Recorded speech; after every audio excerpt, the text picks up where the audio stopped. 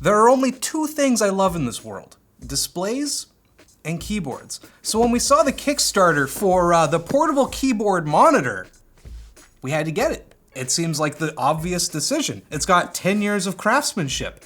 It's a classic release. I don't know if it's classic, but you know what you can do on it? Work, entertainment, and gaming. All of it. All of it in this one package that only cost us, I think, around $250, which seems reasonable. However, if you're buying this now, it's a lot more than that. I'll get to the price later, but it's a lot more. I like the packaging so far, although they're using this foam that I'm not crazy about. This is slim. Okay, is there anything else in here? We've got our user manual. And the nice thing is, if you're on Mac, you don't require a driver. If you're on desktop, you have to get the DisplayLink driver. We also got a nice USB-C cable, USB-C to A. And they've also included a USB-C to C cable. No idea what the rating is on it because it's not printed on here.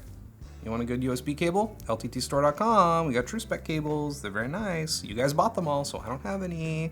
I'm upset. That's okay, I'll get some later. Let's take this thing out of the packaging. I still have yet to see it. It's pretty hefty, but it also is very slim. And oh, like all good things in life, it folds. Wow, that's actually pretty sick. Is there a little screen protector on here that I can peel off? Yes, there is. I'm kind of amazed that it just like unfolds. This basically is a laptop. Like honestly, if you could fit a power brick, like if you could put a battery maybe in this top half here, or like maybe extend it just a little bit, it could be a pretty sweet little laptop. I don't understand why more people don't do this. All right, let's weigh this bad boy. 2.5 pounds. Honestly, yeah, that's about right. There's a couple of feet on the back here. There, you know, since it doesn't have some in the front, it's probably gonna move around on you a little bit. The hinge is actually pretty good, and it goes flat. Okay, hell yeah. We're pretty close to flat. But yeah, I do worry that without those extra feet, it might move around a little bit. I would like some just on the front here as well. Or maybe do a full bar across the back instead of just these two little guys here. As for screws though, you know, they're all visible, but they're all sunk nice and deep, so they're not gonna jut out anywhere. It seems very put together. There's no major cracks or anything. What else? Imagine if your phone was this big. Hell yeah, bro. Try sitting down. Ah, that hurts. Hold on. Hello? One thing that I'm kind of concerned about is we've got two USB ports here. One looks like power and one is USB 3.0. I'm guessing for data? For the screen or something maybe? I'm not sure. I kind of wish the screen was like its own separate entity that you could then fully detach and put it somewhere else, and you just get the two of them as a package and you can attach it on the hinge if you want to. But I don't think that's the case. So far, just from handling it a bit, my fingerprints are not really being left here, which is great. I got some greasy mitts and they're really not doing anything. Like this looks pretty clean still, no matter what way you shine the light on it. It's not perfect, it is smudging up, but like, that's a worst case scenario with the light on it like that. I'm looking at the top down right now and yeah, look, that looks okay. Back also looks great. I think it would look cooler, personally, if it was all just like, you know, 2 pieces and that's it. But right now it looks like kind of 3 pieces. One thing I also like is that it's got some nice little feet here on the bottom to make sure that you're not gonna crush your screen into anything. The switches are just pretty typical scissor switches. It feels okay, honestly. I like little chiclet style keyboards. This thing is a little small though, I will say. Like we'll do the typing test in a bit, but I've got a feeling I'm gonna make a bunch of mistakes because yeah, it does feel a little cramped. So going from here to here is 1, 2, 3, 4, 5 centimeters. And then if we check our Logitech keyboard, 1, 2, 3, 4, 5, 6 and a bit. So an extra centimeter and a bit. So call me crazy, but it is a little smaller, and so that might be a bit more cramped for your fingies as you're trying to type hastily. But we'll settle that with the typing test once we power it on. But I'm not gonna power it on until I talk to you about our sponsor, Vessi! Don't let the winter weather get you down. Vessi Storm Bursts are a comfortable and stylish choice for your everyday shoe. And as always, Vessi claims they are 100% waterproof, making them perfect to go out and walk in the woods as spring comes rolling back around. God, please soon. Plus, you can buy your new pair of shoes worry-free thanks to Vessi's 30-day return policy and 1-year warranty. Get 15% off your Storm Bursts at vessi.com/shortcircuit or click our link below. Okay, so that's power, don't want that. USB 3 into computer. It detected it, like right away. Okay, so it detects that there's a screen, and it gave me power. Yo! Yeah, it's a 1920 by 720p display. We got that 8:3 aspect ratio. Let's do the old crab rave. I don't think it has any speakers on it. I just want to like see a YouTube video that I know and love. They say that this is a pro-grade screen with crisp clarity, and honestly, it is like 160 ppi, so you know, it could be higher, but that's more than most displays people are looking at, even at 4K. So yeah, this is like honestly pretty sick. They're advertising 72% of NTSC coverage, which isn't really a thing over here anymore. It's kind of about 100% sRGB, but like not really, because color spaces, you know, they don't really always fit perfectly into each other, but it's similar to that. It's close enough. So yeah, overall, it actually looks pretty good. It's also a 10-finger touchscreen, so yeah, it is, sick. Okay, I can pause. Wait, can I pause? Pause. My controls down here are like super cut off, so using it for YouTube is actually kind of tough. Like I can't hit the pause button no matter how hard I may try. There's no brightness claim on their website, but like honestly, this is getting bright enough for me to use as a second screen. But let's get to what you guys really crave. We're gonna do the typing test, and I'm gonna do it on this screen. Okay, gamers, now you can see and I can see. Time to try this thing. I am terrified it's gonna be really bad because even the spacing between my hands, like between where F and J go, I feel like there should be a whole extra key there. This F and K feels like a lot more comfortable for home row for me, so I don't expect this to go very well, but here we go.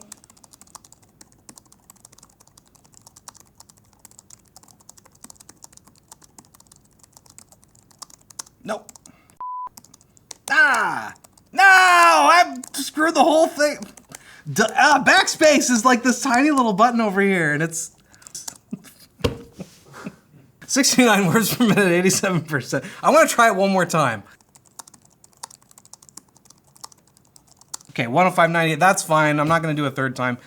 I like condensed layouts a little bit. Like KBD19X is one of my favorite keyboards of all time, and I hate really tiny backspaces. It's one thing I know muscle memory will probably fix that over time, but I struggle with it so much. I'm trying to press over here, and then I press there, and it's not good.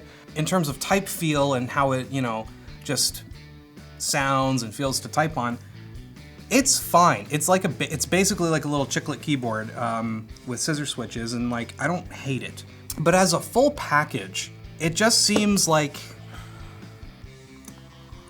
why? You know, if you're getting this, why not just get a laptop at that point? Maybe I'm crazy. Maybe this isn't for this, you know, maybe this is like your main keyboard, and then this is hooked up to a desktop, and then you've got like this little screen here, and then you've got a big monitor here.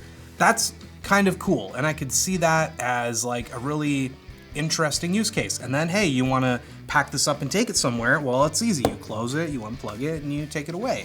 But little screens about this aspect ratio and size already exist. And you know, they're on their own too. They're not stuck on this hinge, and you can take them off and put them wherever you want. So if you want to do that setup, why don't you just buy a keyboard, buy one of those little screens, and then have your monitor and everything? Like, I don't know. You know what, maybe I'm an idiot, and maybe that's just not the right use case, and maybe it's really for like gamers. All right, we've got our Xbox Ally X. They did show someone doing something like this in their promotional material on the Kickstarter webpage. Yo, it actually worked just fine. Didn't have to install that display driver at all. It's almost the same size. Like, yeah, it's bigger, for sure it's bigger. But like, it's not that much bigger. I don't know if I'd bother with this system either. I guess it makes things a little easier. Like, I can, you know, hit here and then I can search for like Final Fantasy. And you know, that's easier than if I tried to like touch type away at some stupid set of letters. So that's kind of nice, but I mean, I don't know, I could just plug a keyboard into this thing. I don't need a whole second screen to do that. if you don't have either of these plugged into a separate power source, now you're gonna drain your battery on your handheld even faster because you're hooked up to a keyboard and a screen, and both of those are gonna suck back some juice. So, I don't know, guys. We call this series Kick Farted for a reason. It's so cool in theory, and like, it's not even a bad product. Honestly, like the screen looks decent enough. The keyboard felt okay to type on. The construction is like pretty solid, honestly. It feels good, and I don't think they've made any mistakes. I don't understand who it's for. You know, it's like one of those things where like people get in their mind like, oh, I want this use case. Like I have this use case for this thing and I want a product. Other people might have that as well. I'm gonna build this product. Okay, I'm not using it. I am just playing Hades on it to, you know, give you guys a good view here. Yeah, you really see the reflections. There's like 0 anti-glare.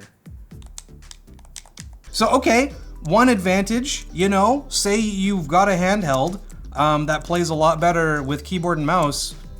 You could plug a keyboard and mouse into this thing and then boom, you've got your own little like laptop, except it's powered by a handheld now. But then just get a keyboard and mouse for your handheld and then like, okay, sure, the angle's a little off, but do you need to pay the money to get like an extra, I don't know, guys, I don't know. There's, you know, I love novelty, I really do. Like there's a lot of keyboards that I probably shouldn't have liked as much as I did, but they did something refreshing or they did something interesting to me or they looked really cool or they used a neat material or whatever. I just don't understand who this is for. And maybe it's just because it's not for me. I guess my real problem with it is, you know, we paid about $270, which I guess is reasonable for like a portable keyboard with a screen attached.